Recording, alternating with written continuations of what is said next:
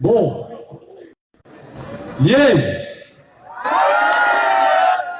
Est-ce qu'on va fêter dignement ce 1er mai? Est-ce que ce 1er mai, ça sous le signe de la lutte? Alors, tout d'abord, évidemment, merci aux camarades du PC pour cette organisation conjointe là, du 1er mai. Ça devient une tradition, je pense que c'est important de le faire chaque année. Aujourd'hui, je voulais vous parler d'une cathédrale qui brûle. Non, je ne parle pas de Paris. Je parle d'une cathédrale qui brûle, et cette cathédrale, c'est notre sécurité sociale. Notre sécurité sociale qui a été bâtie année après année, lutte après lutte, poutre après poutre, pour devenir ce qu'elle a été aujourd'hui. Elle a été construite par le combat pour les congés payés. Elle a été construite par le combat, évidemment, pour l'assurance maladie. Une poutre grosse comme ça. Elle a été construite avec, évidemment, le droit au chômage pour tous nos amis et nos camarades qui n'ont pas la chance d'avoir un travail. Elle a été construite avec des poutres, mais grosses comme ça, que personne ne pouvait toucher. Une cathédrale que le patronat n'a jamais voulu. Parce que les cathédrales parisiennes, ça, ils trouvent des millions. Hein. Mais pour celle-là, il n'y a jamais personne au balcon. Ouais, mais c'est vrai.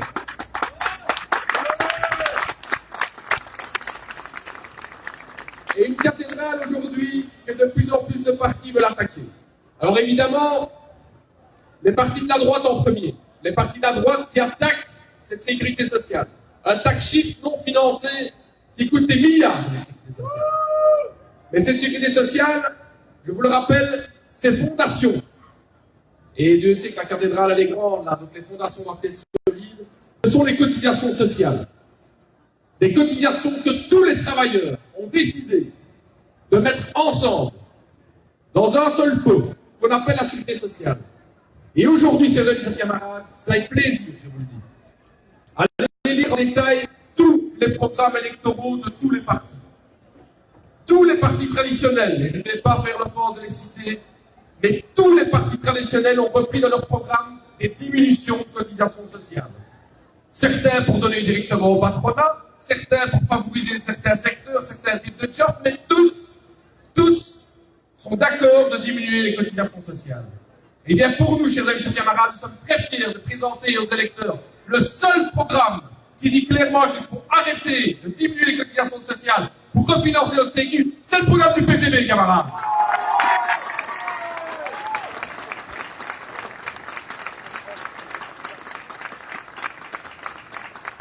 Alors, un des domaines de notre sécu, évidemment, qui nous tient particulièrement à cœur, et je vais souligner ici au 1er mai, c'est la question des pensions. La hauteur des pensions dans notre pays, c'est vraiment un scandale. Est-ce que vous avez une idée? La pension moyenne, elle est de combien en Belgique, plus ou moins? Exactement. 1100 € et pour les femmes, 900 €. 1100 €. À votre avis, quel est le prix moyen pour une maison de repos? Exactement. 1700 €. Chers amis, chers camarades, pour le PTB, nous en avons marre. Nous ne pouvons plus accepter que nous vivons dans un pays où le monde politique décide consciemment qu'alors que les maisons de repos coûtent 1700 €, les pensions restent à 1000 €, on organise la misère des pensionnés. Pour nous, cela doit changer, camarades.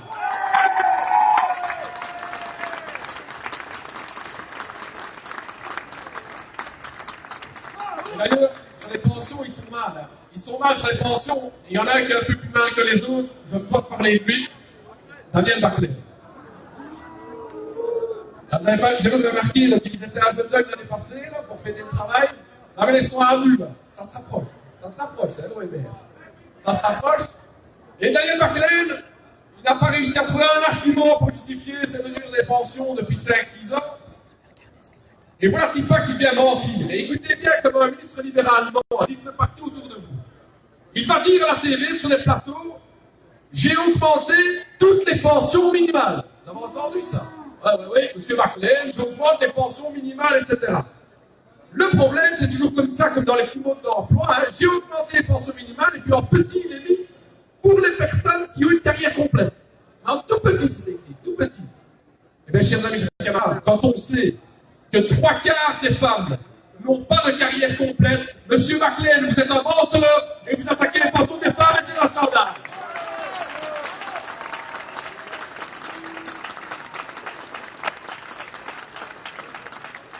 Et c'est la raison pour laquelle, avec le PTB, nous lançons ici aujourd'hui au 1er mai, veille de cette campagne électorale, nous relançons notre proposition d'une pension minimale de 1 500 € net par mois pour les pensionnés. Rappelez-vous, nous avions lancé cette proposition-là il y a 2 ans à Manifesta, notre fête populaire annuelle, et comme beaucoup d'idées du PTB ces dernières semaines et ces derniers mois, de plus en plus de partis les reprennent. Eh bien, pour nous, chers amis et camarades, il n'y a pas de copyright, il y a que les copyrights, reprenez leurs idées.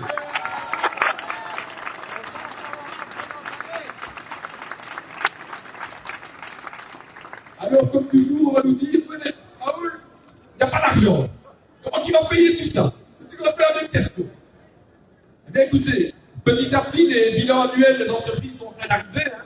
On ne sait pas encore faire le top 50 annuel parce que tous les chiffres sont là qu'en septembre-octobre. Mais nous avons déjà reçu un chiffre qui vient de rentrer et qui est le chiffre de l'entreprise de Feu Albert Frère, le holding GBL. Alors écoutez bien ça. Le groupe GBL a réalisé pour l'année 2018 un bénéfice de 1,6 milliard d'euros.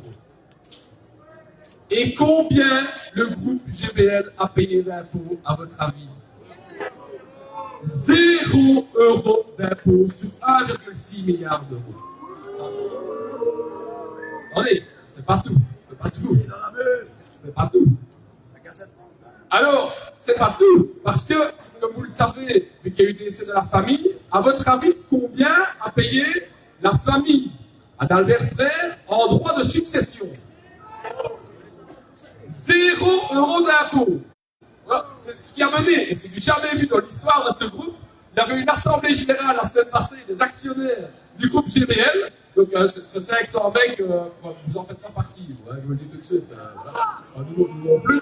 Donc, ils sont là, les 500, donc ils sont pleins de fric, et il y en a 2 qui sont intervenus pour dire ouais, franchement, la famille Frère, c'est quand même exagéré, vous ne payez même pas de droits de succession. Donc, même chez les plus riches, ils disent que c'est un scandale.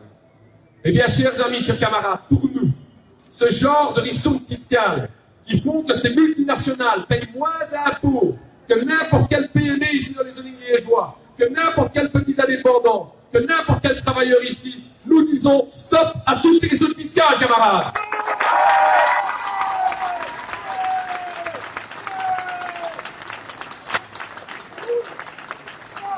Et d'ailleurs, j'en profite aujourd'hui pour clairement chiffrer cette mesure. Quand on nous dit que le PTB n'a pas de mesure fiscale, en voilà une.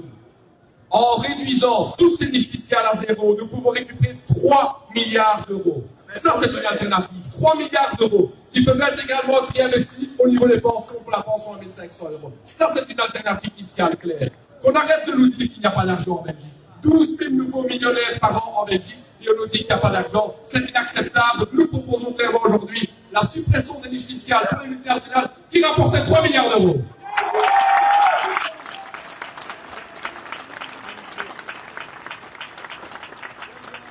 Alors vous avez vu que c'est bon ton évidemment aujourd'hui de prendre de plus en plus de programmes la suppression de ces niches fiscales. Nous n'oublions pas, notre électorat n'oubliera pas, l'ensemble du peuple de gauche n'oubliera pas que ces mesures des intérêts nationaux ont évidemment été promues par la droite, mais ont été votées aussi par les partis qui sont allés de la gauche. Et pour nous, cette concurrence fiscale au profit des grandes multinationales, nous n'en voulons plus, et c'est la raison pour laquelle nous avons aujourd'hui le même impôt pour toutes les sociétés et plus de cadeaux aux multinationales.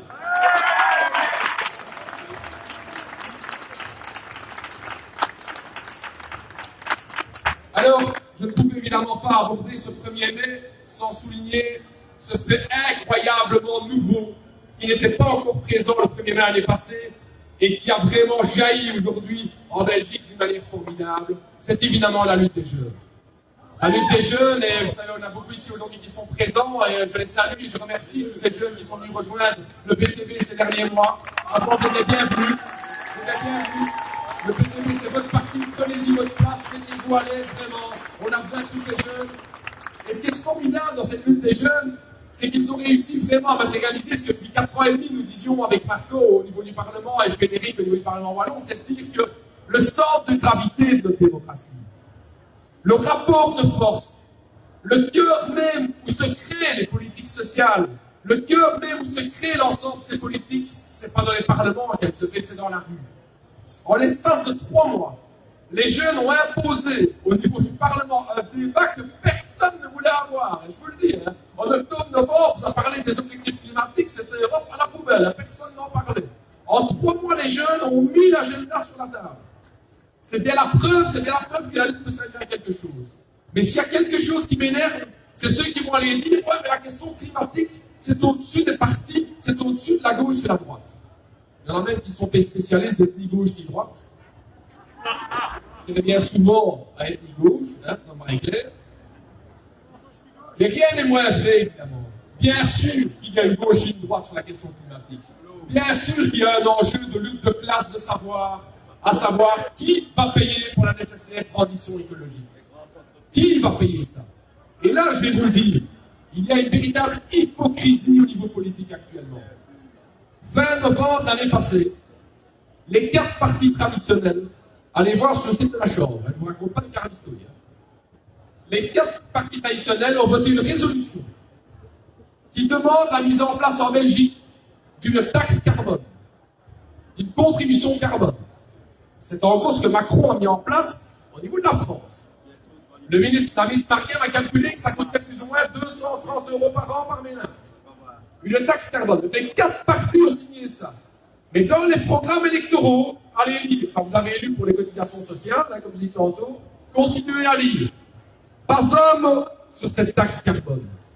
C'est-à-dire qu'ils sont en train de nous la refaire comme avec la pension à 67 ans ou le saut d'index. Ce n'était dans aucun programme, mais tout le monde sait très bien que ce sera appliqué après les élections.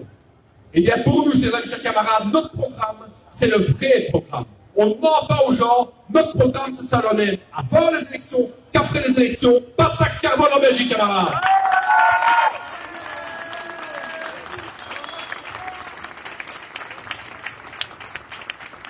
Et pourquoi on ne veut pas de taxe carbone? Pour la bonne et simple raison que toutes les études en France, qui sont déjà faites et que la mesure est appliquée, démontrent clairement que cette taxe carbone touche beaucoup plus les travailleurs, touche beaucoup plus les pauvres, parce que c'est une taxe comme la TVA qui ne fluctue pas en fonction des rentrées qu'on a. C'est pas une taxe qui fait payer les plus riches, c'est une taxe qui fait payer les travailleurs. Et l'hypocrisie de tous les partis traditionnels, c'est de dire ah ben oui, mais il faut bien payer cette transition écologique et c'est les gens qui doivent la payer. Non, chers amis, chers camarades, nous disons clairement que les entreprises, par exemple, comme BNP Paribas, qui aujourd'hui investissent sans compter millions dans l'énergie fossile, que les entreprises comme Umicore, qui disent aujourd'hui qu'ils sont les chantres de l'écologie, Umicore qui a pollué la moitié de la terre ici, au niveau de Liège, que ces entreprises n'ont aucune légitimité et que c'est à elles de payer pour la transition écologique. Et c'est la raison pour laquelle nous disons clairement que ces 300 multinationales qui produisent 40% du CO2 en Belgique, c'est à elles de payer pour la transition écologique et pas à les dirigeants, camarades.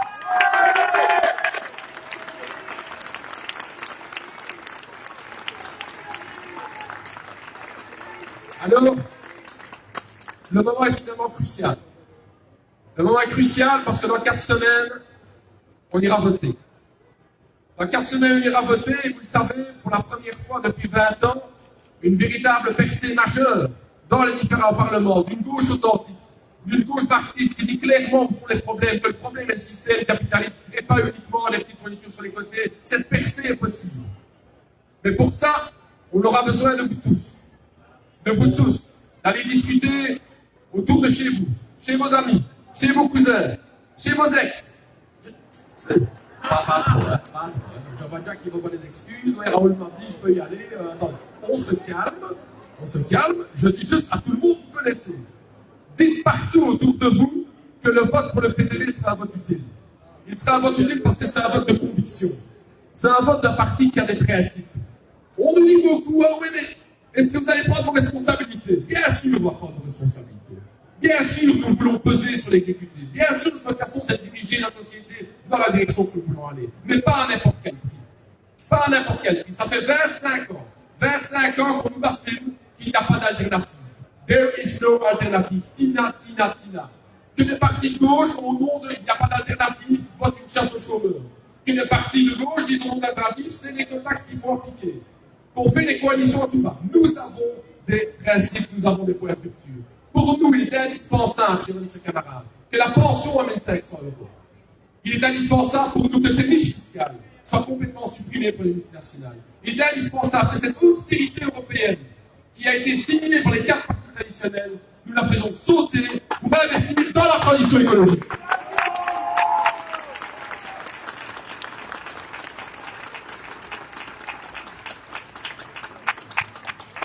Et ce vote utile, de plus en plus de gens sont en train de le comprendre. Nous, on ne va pas se fier aux sondages, on se fie à ce qu'on entend autour de nous. Les gens ont vu que pendant 5 ans, on s'est battu dans la rue, dans les entreprises, dans les quartiers, au sein de l'ensemble des mouvements sociaux, mais aussi au Parlement. Alors, au Parlement, on n'était que 2. Je ne sais pas si vous avez vu ça quand on fait nos vidéos au Parlement, mais on est 2. Hein. Donc, quand je parle, il n'y a que Marco qui applaudit. Ça vous fait ridicule, nous on doit faire comme si... on doit faire comme si c'était 50 de nous applaudir. Non, non. Il y a 148 députés qui tirent la gueule, et il y a Marco qui dit, bien dit Raoul.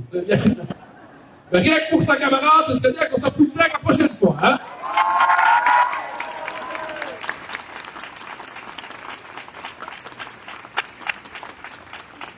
Cette vague, on la sent, et elle devient de plus en plus large.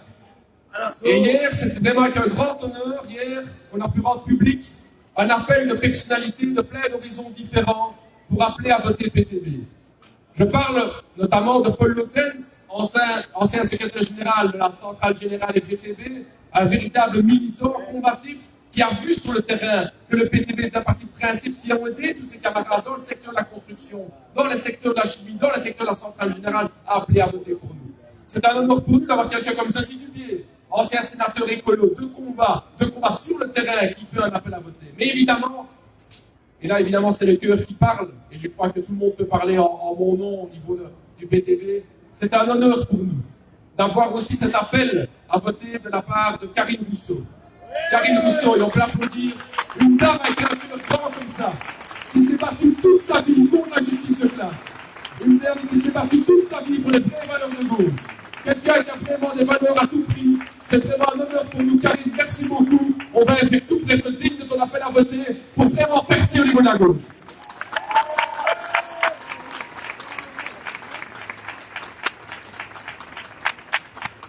Alors on arrive petit à petit à la fin de ce discours, parce qu'évidemment, ce premier mai, c'est une étape.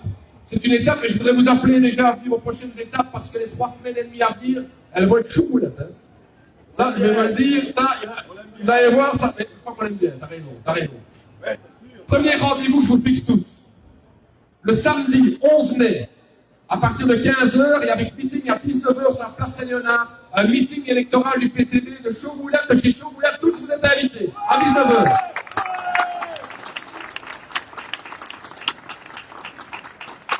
Le 14 mai, les camarades Joël en a parlé tout à l'heure, et évidemment, on sera tous présents aussi pour la manifestation syndicale de la FGTB pour une manifestation de lutte. On sera tous présents.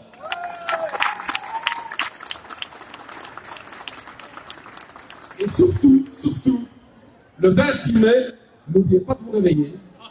Ouais, mais je vous vois déjà, elle va déjà arriver. Le 26 mai, tous au pas pour réaliser une percée historique d'une vraie gauche de gauche, une gauche qui ose, une gauche qui dit les gens d'abord, pas le profil de prenez-la.